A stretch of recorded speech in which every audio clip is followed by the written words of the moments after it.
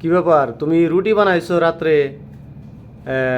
তুমি ডায়েট করো এই জন্য রুটি বানাইলে, অথচ রুটি না খেয়ে তুমি কি খাইতেছো, ভাত খাইতেছো কেন? শুটকি খাচ্ছি, আমার পছন্দের শুটকি। শুটকি হইলে আর আমার কোনো কিছু প্রয়োজন হয় না, শুটকি না হলে তো তোমার চলেই না, হ্যাঁ? চলেই না। এই জন্য ডায়েট করার উদ্দেশ্যে রুটি বানাইছো রাত্রিবেলা। রুটি না খেয়ে, হ্যাঁ?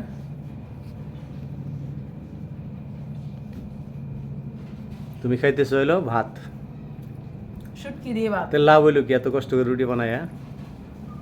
ডায়েট করা লাগবো না ভাই, ডায়েট করা দরকার নাই। ডায়েট আর জীবনে হবে না, আমার ধারায় আর সম্ভব না। তুমি তো নিজের হাত কন্টিনিউ দিয়ে- ডায়েট করো না, তুমি ডায়েট করো ধরো 10-15 দিন একেবারে না খেয়ে থাকো।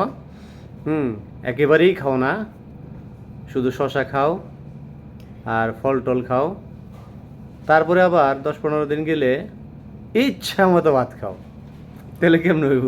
আমার ভাতের জন্য যে কেমন লাগে ডায়েট করার সময়, কত কষ্ট দেয় আত্মারে, তুমি তো জানো না।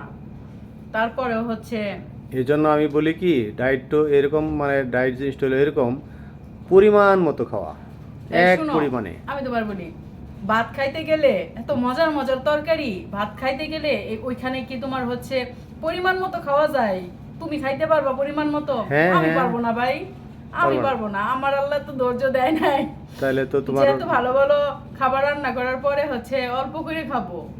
তাইলে তো তোমার ডায়েট হবে না জীবনেও। এই যে আজকে রুটি বানাইছি, মনে হলো একটু শুটকি রান্না করি। এখন শুটকি রান্না করছি, এখন আমার মনে হইতেছে না যে আমি রুটি খাবো।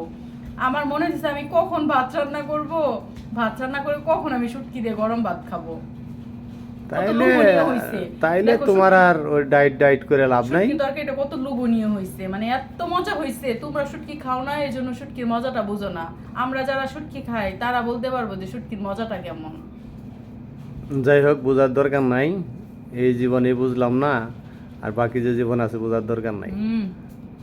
আরে খোদা রে। যাই হোক, সত্যি আমরা অনেক এখন মজা। আমরা তুমি এখন একদিন খেয়ে দেখো, অনেক মজা। আমরা এখন রুটি খাবো, মজা করে সবজি দিয়ে রুটি খাবো। খাও, আমার কোনো আফসোস নাই। তাকায় থাকো না আবার, হুম, তাকায় থাকো না আবার, আমার কোনো আফসোস নাই। চোখ লাগাইও না।